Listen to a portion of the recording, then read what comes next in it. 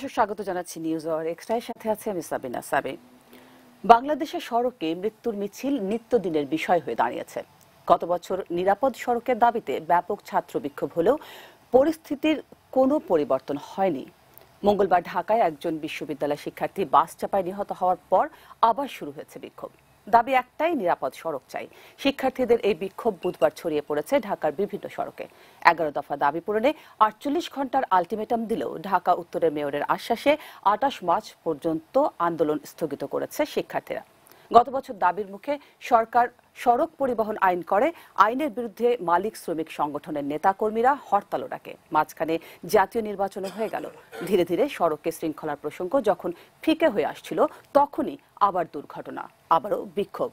কেন সড়কে শৃঙ্খলা ফিরছে না, কেন দুর্ঘটনা কমছে না, এসব নিয়েই আমাদের আজকের আয়োজন দুর্ঘটনা, বিক্ষোভ, প্রতিশ্রুতি। আমরা কথা বলবো আমাদের আজকের অতিথিদের সাথে একটু পরিচয় করিয়ে দিতে চাই। আগে আমি আমার সাথে আছেন অধ্যাপক মোয়াজ্জেম হোসেন, গণপরিবহন ও সড়ক নিরাপত্তা বিশেষজ্ঞ, বুয়েট। আপনাকে স্বাগত নিউজ আওয়ার এক্সট্রায়। এরপরে আছেন খন্দকার রফিকুল হোসেন কাজল, সভাপতি অ্যাসোসিয়েশন অব বাস কোম্পানিজ। আপনাকে স্বাগত নিউজ আওয়ার এক্সট্রায়। তারপরে আছেন ইলিয়াস কাঞ্চন, প্রতিষ্ঠাতা নিরাপদ সড়ক চাই। আপনাকেও স্বাগত নিউজ আওয়ার এক্সট্রায়। আপনাদের সকলের সাথেই আমরা আলোচনা করব এই বিষয়টি নিয়ে, কিন্তু তার আগে আমাদের প্রতিনিধি সাব্বির আহমেদের একটি প্রতিবেদন আছে, সেইটি দেখে নিয়ে আলোচনায় ফিরতে চাই। পূর্ব ঘোষণা অনুযায়ী সকাল থেকেই প্রগতি সরণির সামনে জড়ো হতে থাকে Bangladesh university of professional BUP সহ বিভিন্ন বিশ্ববিদ্যালয়ের শিক্ষার্থীরা। সকাল 9:30 নাগাদ শিক্ষার্থীরা রাস্তায় ব্যারিকেড দিলে ওই এলাকার যান চলাচল বন্ধ হয়ে যায়। এ সময় শিক্ষার্থীরা নানা ধরনের স্লোগান দিতে থাকে।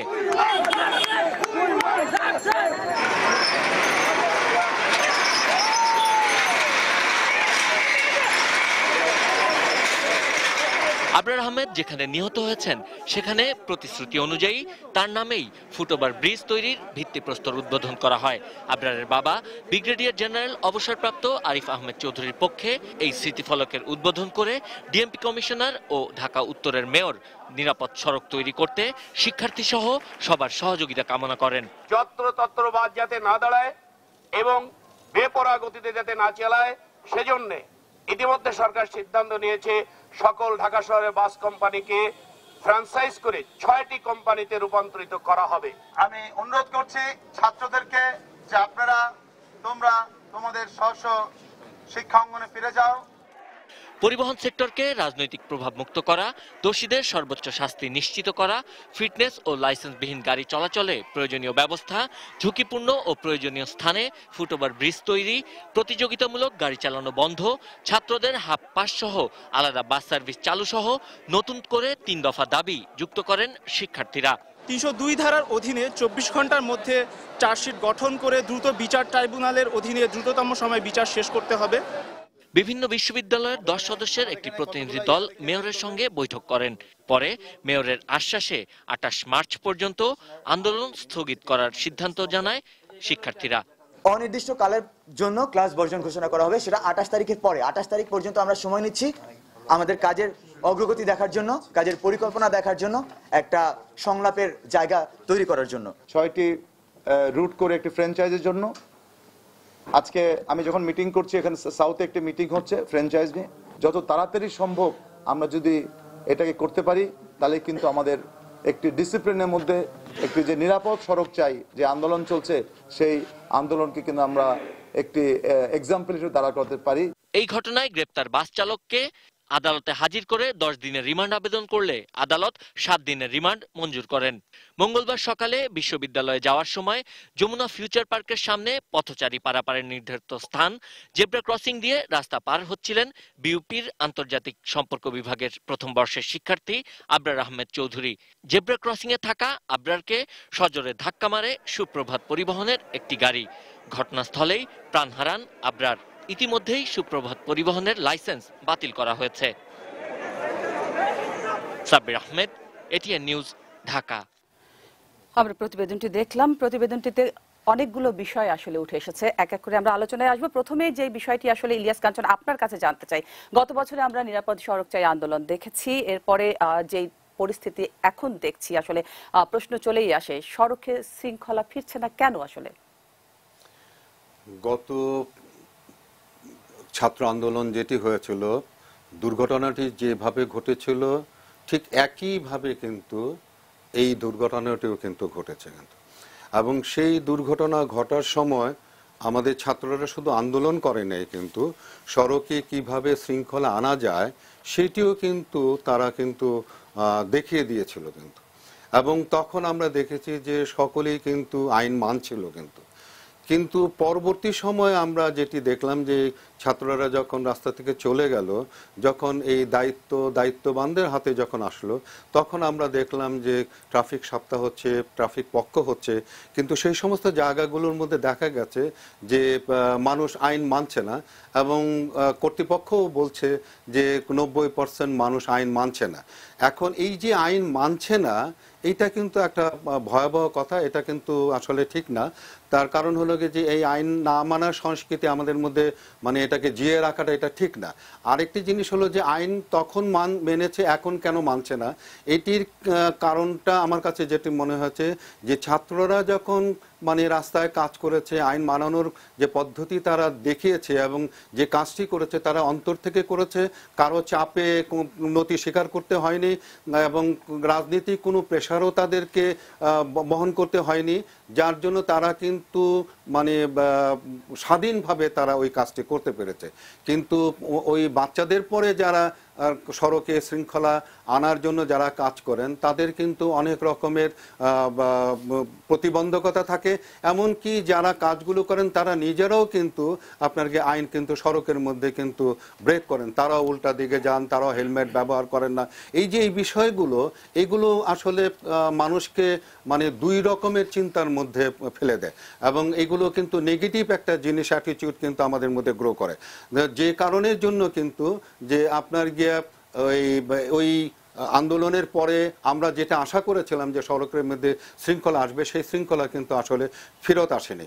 তো তারপরেও যেটি আমার যে সাজেশন ছিল, আমি বহুবার বলেছি যে এই সড়কে শৃঙ্খলা আনার জন্যে অন্তত যারা কর্তৃপক্ষ যারা আছে, এমনকি স্কুল কলেজের কর্তৃপক্ষ, গার্মেন্টস ফ্যাক্টরি তাদের কর্তৃপক্ষ, এমনকি যারা কর্পোরেটে যারা একসঙ্গে অনেকগুলো মানুষ কাজ করে, আমি শুধু সেটা না, এমনও বলবো যে ফ্ল্যাট বাড়িতে যারা থাকেন তাদেরকে যদি একটা উচ্চ পর্যায়ের একটা যদি আপনার নির্দেশনা দেওয়া হতো, একটা টাইম ফ্রেম বেঁধে দিয়ে যদি একটা নির্দেশনা দেওয়া হতো যে আপনার মানুষগুলোকে সড়কে চলাচলের নিয়ম কানুন মানানোর জন্য আপনারা প্রতিনিয়ত তাদেরকে মানে মনিটর করবেন এবং তাদেরকে একটা কি বলবো একটা মোটিভেশনের মধ্যে আনবেন।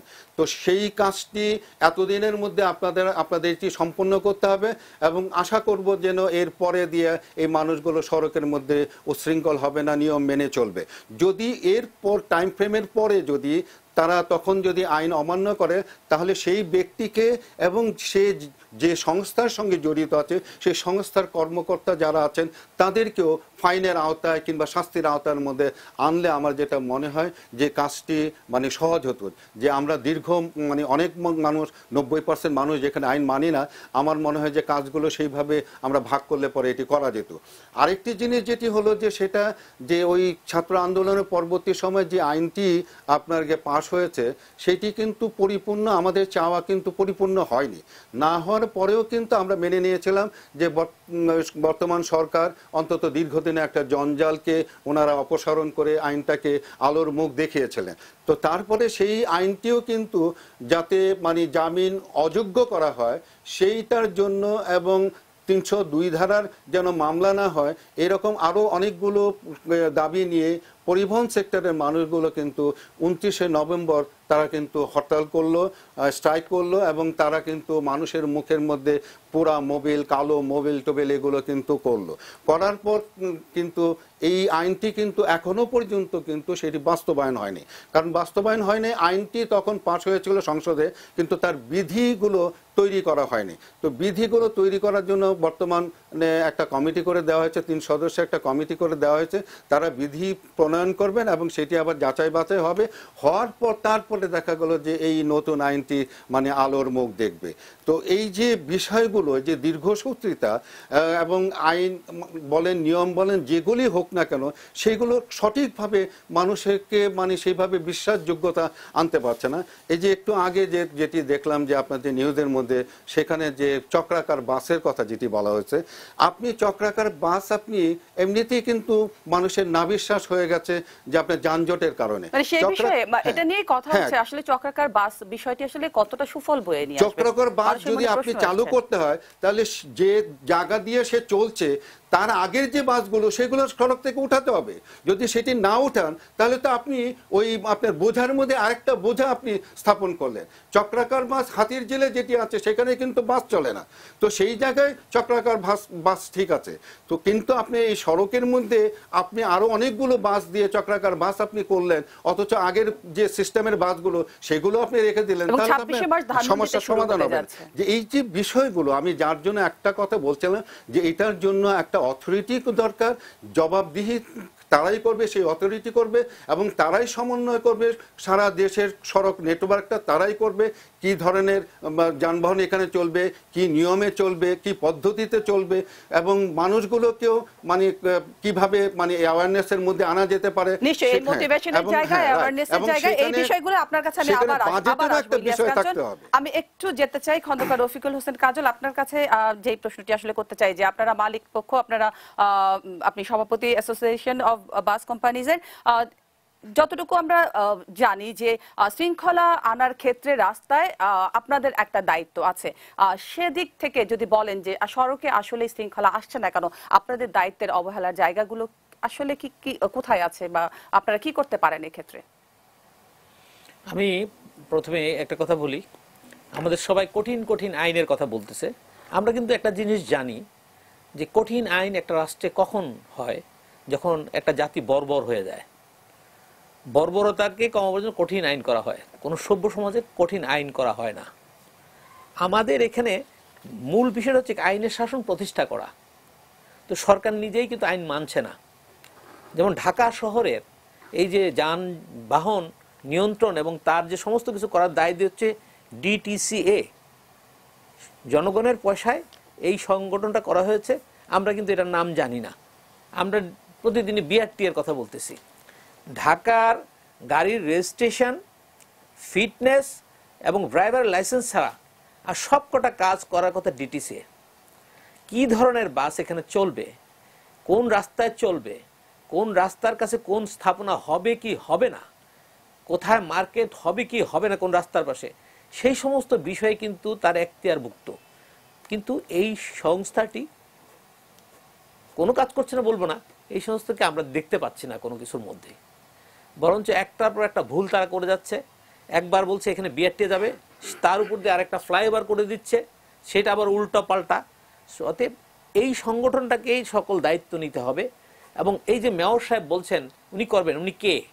যা পরিবহনের বিষয়ে কথা বলার উনি কে? আইনগত দিক থেকে কে?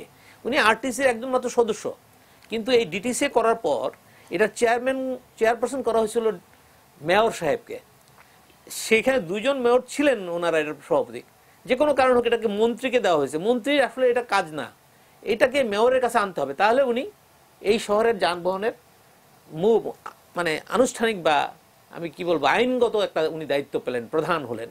এই কাজটাই তো করা হচ্ছে না, ওনাকে সেই দায়িত্বটাকে দেওয়া হচ্ছে না। উনি হবেন, উনি নির্বাচিত হন, ভোটে হন আর না হন, ইনি এটা পাবলিক অফিস উনি হোল্ড করতেছেন। জনগণের ওনার কাছে বেশ চাহিদা, যে ঢাকার যানজট নিয়ে, ঢাকার এই দুর্ঘটনা নিয়ে এই মেয়রদের কাছে মানুষের একটা আকাঙ্ক্ষা আছে। তো সেটাকে আইনি ভিত্তিতে ওনাকে ডিটিসি এর দায়িত্ব দিতে হবে এবং ডিটিসি এর চেয়ারপারসন হিসেবে ওনারা থাকতে হবে, কো চেয়ারম্যান হোক বা চেয়ারম্যান হোক ইত্যাদি, ওই ব্যবস্থা ওনাদেরকে দিতে হবে, এটা অন্য থেকে নিয়ে আসতে হবে। এই হল এক নাম্বার। দুই নম্বর হচ্ছে যে আপনার একটা জিনিস করছেন, আমরা ডেফিনেটলি আমরা নাগরিক না, নাগরিক সংস্কৃতি আমাদের মধ্যে নেই, এটা একটা বিরাট সংকট আমাদের এখানে। কিন্তু আপনারা কি লক্ষ্য করেছেন যে একটা সময় আমি এই উদ্যোগের সাথে জড়িত ছিলাম বা আমি উদ্যোগ নিয়েছিলাম যে টিকিট কেটে মানুষ লাইন দিয়ে বাসে উঠত। মানুষ যে শৃঙ্খলা মানে না, এটা ঠিক না। আপনাকে পদ্ধতি দিলে মানুষ সেটা করতে পারে, এবং একটার পিছনে একটা বাস আসতো। আমরা তো বলেছিলাম যে একটা রুটে একটা কোম্পানির বাস চলবে। এখন আপনি একটা রুটে 60% 70% আরেকটা বাসের সাথে দেওয়া আছে, তো ফলে রেভিনিউ বা আয় নিয়ে তার হচ্ছে। আর আপনি বলছেন যে বাস গিয়ে থামবে, আমি তো দুদিকেই দেখছি, বাস না থামলে বাসের ড্রাইভারকে মারতে যাচ্ছে। এবং এয়ার কন্ডিশন, এই যে বাসটা ঢাকা গ্রিন, আপনার একটা লোক মালিবাগে নামলেন, নেমে আরেক ভদ্রলোক টাই লাগান, উনি অফিস থেকে ফিরছেন, উনি দরজাতে লাথি মারা শুরু করেন 10-15 হাত দূরে গিয়ে দরজা খোলার জন্য। একটা ইয়াং মেয়ে নতুন বাজার এর মধ্যে ট্রাফিক ইন্ডিকেশন দিচ্ছে যে গাড়ি স্টপেজে গিয়ে থামাও, মেয়েটা দরজার মধ্যে লাথি মারতেছে, এই দরজা খোলো, গালাগালি করছে। তো এইটা যেমন একটা আছে, আমাদের এক দেশ অনেক দূর এগিয়ে গেছে। আমাদের ঢাকার ভৌগোলিক আপনার পরিবেশগত কারণে পাল্টিয়ে গেছে। কারণ হচ্ছে যে আগে ঢাকা উত্তর দক্ষিণ ছিল, এখন যেহেতু মানে আপনার এখন জলাভূমিগুলি ড্রাই হয়ে গেছে, পানি নাই, আপনার পরিবেশের ব্যাপক পরিবর্তন ঘটছে, এখন ঢাকা কিন্তু পূর্ব পশ্চিম হয়ে গেছে, কিন্তু পূর্ব পশ্চিমে যাওয়ার আমাদের কোনো রাস্তা নাই। আর এছাড়া এই যে শৃঙ্খলার ব্যাপারটা হচ্ছে যে রুট পারমিটে একটা বিরাট ত্রুটি রয়ে গেছে। এই রুট পারমিটে একটা শৃঙ্খলা ফিরিয়ে আনতে হবে এবং রুট পারমিট সেভাবে করতে হবে। আর সব মানুষ সব এই সার্কুলার রুট আপনারা করতেছেন কেন আমি জানি না, আমরা তো বাড়ি বাড়ি পৌঁছে দেওয়ার দায়িত্ব নাই। একটা মানুষ 20 মিনিট আধা ঘন্টা এই শহরে হেঁটে এসে গাড়িতে উঠবে, কিন্তু তাকে আধা ঘন্টা পর 20 মিনিট পরে তাকে একটা গাড়ি, আধা ঘন্টা বলবো না, 10 মিনিট 20 মিনিট 5 মিনিট পরে সেখানে তাকে একটা গাড়ি আপনাকে দিতে হবে, অর্থাৎ তাকে পাবলিক ট্রান্সপোর্ট আপনাকে তাকে দিতে হবে। তো সেই বিষয়টাকে ব্যবস্থা করতে হবে, এটাই নজর রাখতে হবে আগে। আপনার একটা বাস দিয়ে আপনি সব জায়গায় যেতে পারবেন না। আপনি একজন ফার্মগেট নামবে, নেমে একজন মিরপুরের দিকে যাবে, একজন গুলিস্তানের দিকে যাবে, বা বাস যদি গুলিস্তান থেকে ওটা গুলিস্তান চলে যাবে, মিরপুরের লোক নেমে মিরপুরের বাস এখানে অ্যাভেল করবে। এগুলি এই সমস্ত জিনিস নিয়ে চিন্তা ভাবনা করতে হবে। মানে এই সমস্ত জিনিসপত্র স্বল্পকালীন মলম লাগানোর ব্যবস্থা নিলে প্রতিদিনই মলম লাগাবে। জনাব কাজল, এইসব বিষয় নিয়ে তো চিন্তা করতেই হবে। আমরা যেটি দেখছি যে আসলে আমাদের লাইসেন্স ছাড়া যেই চালকরা আছে, আপনারা মালিক পক্ষ, আপনারা যদি নিয়োগ দেওয়ার ক্ষেত্রে এই যে লাইসেন্স ছাড়া চালকদের নিয়োগ না দেন বা এই ব্যাপারে সচেতন হন, সেই দিক দিয়ে কি আরো উপকৃত হবে কিনা? ডেফিনেটলি হবে, কিন্তু প্রশ্নটা অন্য জায়গায়। আপনি যদি পরিসংখ্যান দেখেন, কারণ আমরা কিন্তু দেখেছি সুপ্রভাতের যেই চালকটি ছিলেন তার কিন্তু লাইসেন্স নিয়ে প্রশ্ন আছে, থাকবে, আমি তার চেহারা দেখলে বোঝা যায়। হ্যাঁ, এবং আমি বলছি যে আপনাকে পরিসংখ্যান দেখতে হবে। এই লাইসেন্স ইস্যু করে কে? সরকার। এই গাড়ির রেজিস্ট্রেশন দেখে সরকার। তো এখন গাড়ির সংখ্যা কত আর ড্রাইভারের সংখ্যা কত, এর মধ্যে একটা বিরাট অংশ বিদেশে চলে যাচ্ছে। আমাদের অভিজ্ঞ ড্রাইভারদের একটা বিরাট অংশ বিদেশে কাজ করছে। সো আমাদের ড্রাইভারের যে সংকটটা, আমাদের দেশে অনেক কিছু হয়েছে, ইলিয়াস ভাই করছে, কিন্তু একটা বড় প্রাতিষ্ঠানিক একটা ব্যবস্থা আমাদের থাকতে হবে, জেলায় জেলায় থাকতে হবে আমাদের, যে ড্রাইভার তৈরি হবে। এর জন্য মানে তাতে ভালো ভালো শিক্ষিত এবং এরা যেন এসে জয়েন করে। আমি পরশুদিন একটা খুব নর্মাল রেস্টুরেন্টে নাস্তা করতেছিলাম, এই কথাগুলো বা এই গল্পগুলো আমরা কিন্তু এসে শুনবো। একটা বিরতিতে যেতে হচ্ছে আমাদের, বিরতির পর এসে আরো কথা বলবো। দর্শক, বিরতি নিচ্ছি, বিরতির পর আবারও ফিরছি, থাকবেন আমাদের সাথে।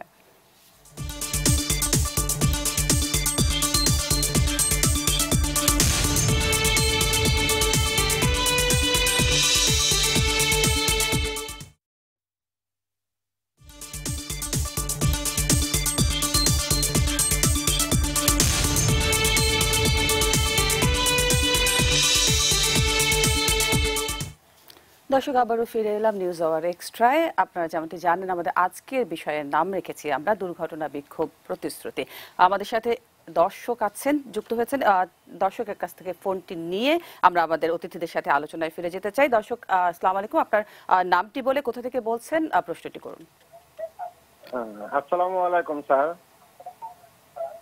আমার নাম ইকবাল হোসেন, ঠিকানা গোপালগঞ্জ মুকসিদপুর, বর্তমান রূপগঞ্জ থানা, বুলটাগাঁও, গাজীপুরে গাড়ি চালাই। জি, প্রশ্নটি করুন। জি, আমি একটু জানতে চেয়েছিলাম, একটু কই যে আমরা যেহেতু ড্রাইভার, আমাদের হয়তো খুব সম্ভব মানে রোডের মধ্যে যারা অরিজিনাল লাইসেন্স আছে এবং যাদের গাড়ির মালিক, যাদের অরিজিনাল কাগজপত্র আছে, ওইগুলা হয়তো ব্যবহার করলে হয়তো মনে হয় খুব ভালো হয়। আর কিছু ক্ষেত্রে অনেক সময় দেখি আমাদের ওই যে কাগজপাতি নাই গাড়ির, পুলিশে টাকা খেয়ে ছাইড়ে দেয়। এইভাবে যদি আপনারা মনে করেন অনেক কিছু বলেন, কিন্তু আসল ক্ষেত্রে যে জায়গায় বিআরটিএ আপনার দুর্নীতি আছে, পুলিশের কাছে দুর্নীতি আছে, তাহলে কিভাবে আপনারা মনে করেন যতই টকশো করেন আর যাই করেন, তাহলে কিভাবে আপনারা পরিচালনা করবেন বা ভালো চলবে? দর্শক, এটা আমি জানতে চেয়েছিলাম যে। ধন্যবাদ, আপনার প্রশ্নটি আমরা বুঝতে পেরেছি। আপনি যে প্রশ্নটি করেছেন আমাদের দর্শকরা নিশ্চয়ই এর উত্তর দিবেন। আমরা এখন একটু যেতে চাই অধ্যাপক মোয়াজ্জেম হোসেন আপনার কাছে। দর্শকের প্রশ্নের উত্তরটি আসলে আমি নিতে চাই, কিন্তু প্রথমে যেটা জানতে চাই যে আপনি যেহেতু গবেষণা করছেন, আপনারা গণপরিবহন ও সড়ক নিরাপত্তা নিয়ে আপনার ফাইন্ডিংস গুলো কি কি আসলে এক্ষেত্রে? আমাদের দুইজন অতিথি কিন্তু এর মধ্যেই তাদের কথা বলেছেন তাদের পক্ষ থেকে। অনেক ধন্যবাদ আপনাকে। দেখুন, আমরা নগর পরিবহন নিয়ে কথা বলছি। নগর পরিবহন এমনিতেই একটা অত্যন্ত জটিল একটা বিষয় হিসাবে সারা বিশ্বে চিন্তা করা হয়, ধারণা করা হয়। কারণ হলো এখানে আপনার একটা বিপুল সংখ্যক জনগোষ্ঠীর খুব অল্প পরিমাণ জায়গাতে বসবাস।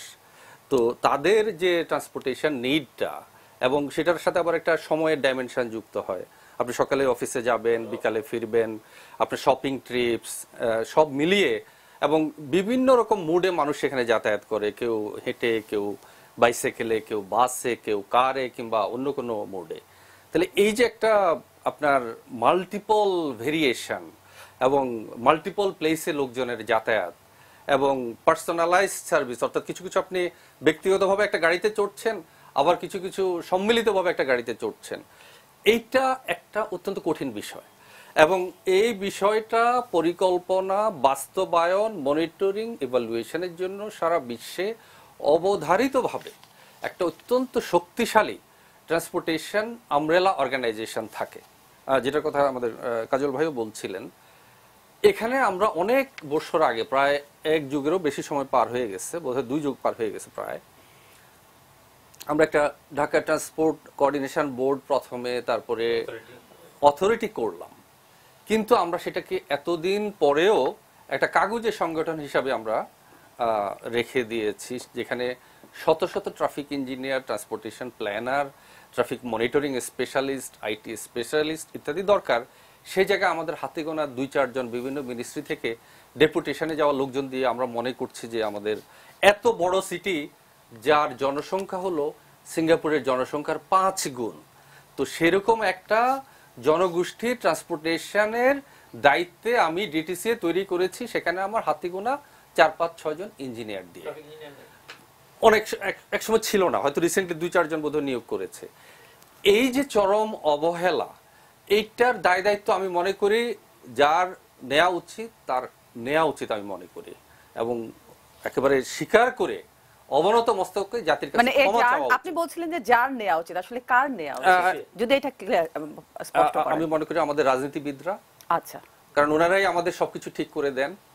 আচ্ছা, ওই সংগঠনকে আপনি যখন, অর্গানাইজেশনকে যখন আপনার প্রফেশনালি সমৃদ্ধ করবেন, এরপরে প্রশ্ন আসবে তার রাজনৈতিক ক্ষমতায়ন, যেটা হবে মেয়রের মধ্য দিয়ে। বেশিরভাগ 98% সিটিতে সেটাই example. Mayor is at the seat of that organisation, steering সিটে। তারপর সেখানে আপনার লাগবে বাজেট।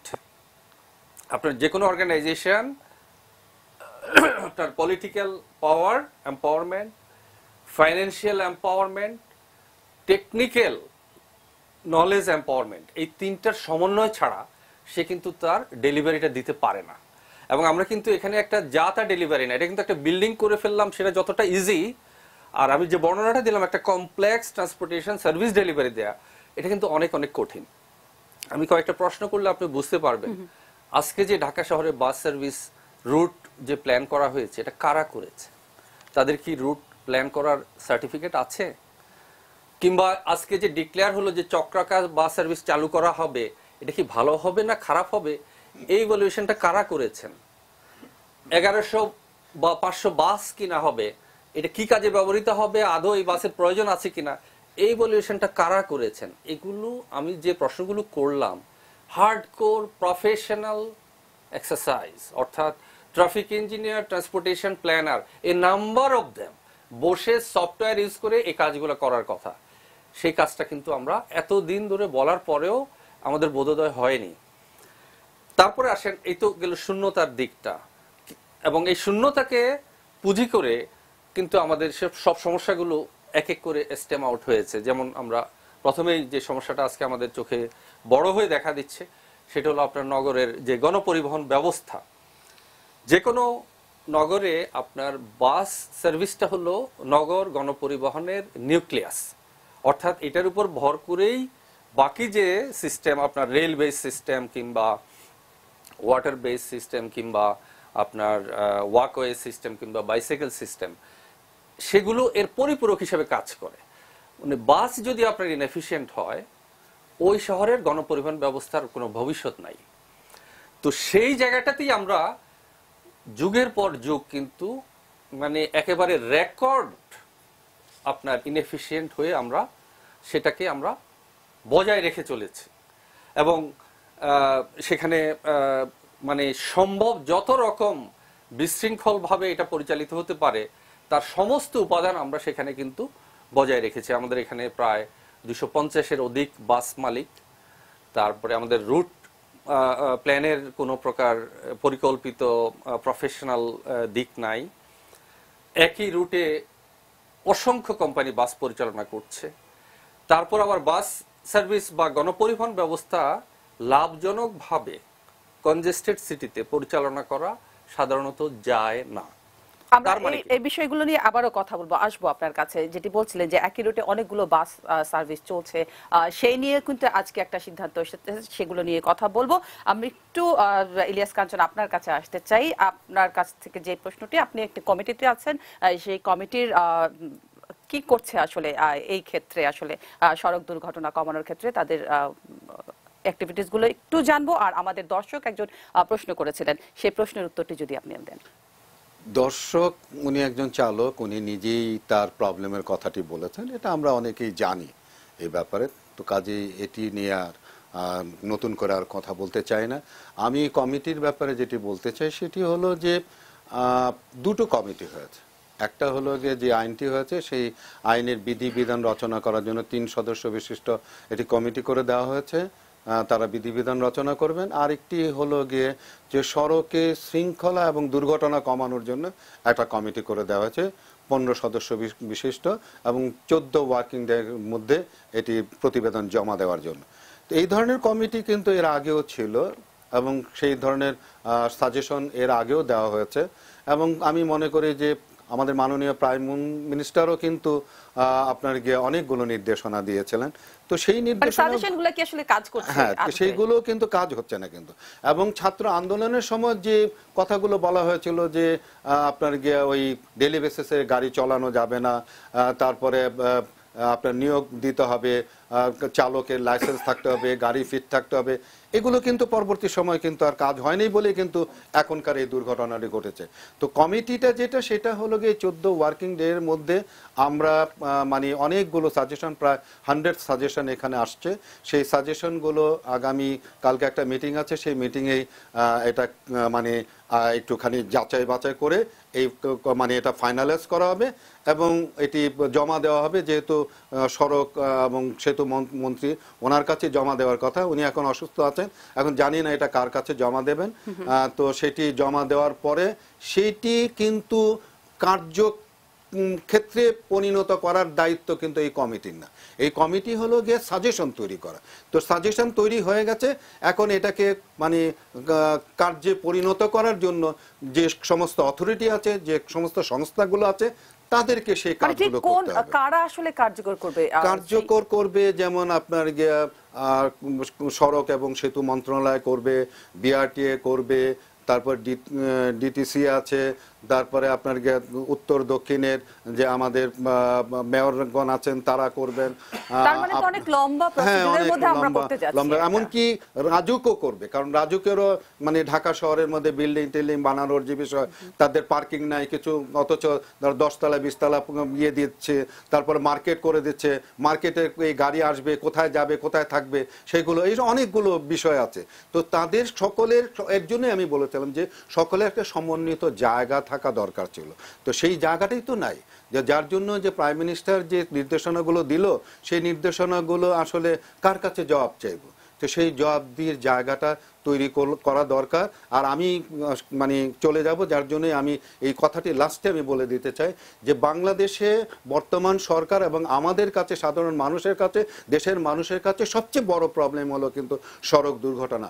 মানুষ মৃত্যুবরণ করবে, এটা স্বাভাবিক, কিন্তু অসুখে বিসুখে স্বাভাবিকভাবে বয়স হবে, মানুষ মরে যাবে, সেটা ঠিক আছে, কিন্তু একটি তরতাজা জীবন, একটা সুস্থ জীবন এরকম ভাবে কারো ভুলের জন্য সড়কে ঝরে যাবে, এটা কারো কাম্য হতে পারে না। এবং যার জন্য যে পরিমাণে সড়ক দুর্ঘটনা আমাদের দেশে মানুষ মারা যাচ্ছে এবং আহত হচ্ছে, এটা 1 নম্বর একটা প্রবলেম মনে করে মাননীয় প্রাইম মিনিস্টারের কাছে আবারও আমি আবেদন করছি যে আপনি আরেকটু এটার দিকে আপনি নজর দিলেই বোধহয় হবে, আর না হলে হবে না।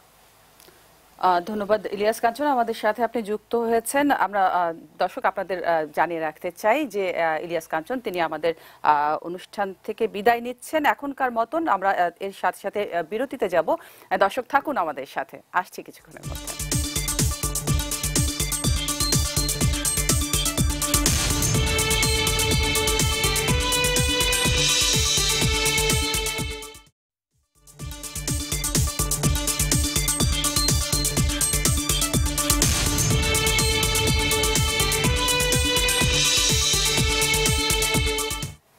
আবার ফিরে এলাম নিউজ আওয়ার এক্সট্রায়। আমাদের আজকের বিষয় যেমনটি জানেন দর্শক, দুর্ঘটনা বিক্ষোভ প্রতিশ্রুতি।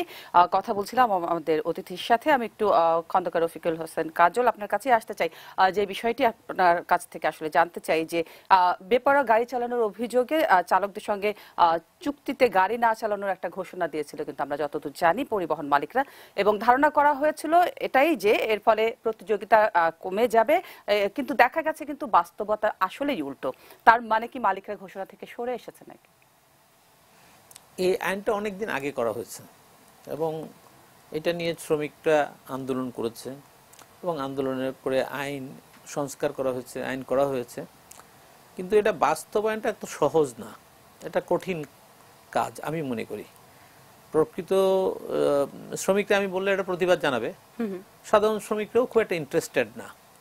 কারণ হচ্ছে একটা কোম্পানিতে তার মানে কোনো রকম সে অপরাধ করলো, তাকে যখন কিছু বলা হলো সে আরেক দিকে চলে গেল, কিন্তু সেই ধরনের একটা অ্যাপয়েন্টমেন্ট হয়ে গেলে সে সেখান থেকে আর ছুটতে পারবে না সহজে, একটা জবাবদিহিতার মধ্যে চলে আসবে। তারপরে একটা নির্দিষ্ট বেতনে নির্দিষ্ট সময়ের মধ্যে তাকে কাজটা করতে হবে। তো সেই ক্ষেত্রে আপনার এখানে তারা যে অবস্থা আছে তাতে অনেক বেশি রোজগার করতে পারে, অনেক বেশি স্বাধীন।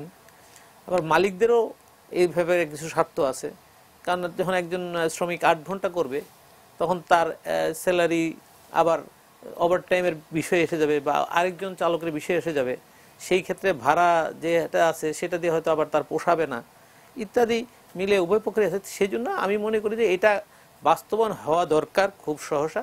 তার জন্য কিছু সংস্কার দরকার আছে, সংস্কারের দিকে কিছু কাঠামোর দিক থেকে আছে, তারপরে রোটেশনের বিষয়গুলি যেমন আছে, আর একটা ত্রিপক্ষীয় একটা শক্ত একটা কমিটি লাগবে, সরকার, শ্রমিক এবং মালিকদের। এই কমিটির মাধ্যমে এটাকে বাস্তবায়নের একটা উদ্যোগ নিতে হবে।